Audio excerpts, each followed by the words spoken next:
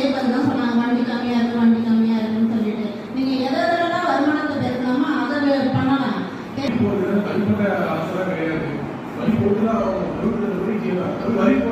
சரி, எல்லாம் ப்ராப்பரா போடுங்க. ஏன் ரேண்டமா பண்றீங்க?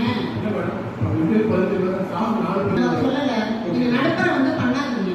ரெண்டாவது வாசனை கன்ஸ்ட்ரக்ஷனுக்கு எல்லாம் பண்றீங்க.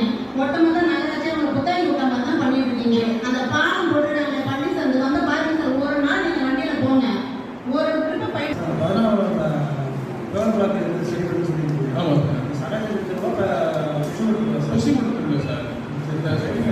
உள்ள சின்ன சந்து மாதிரி போகும்.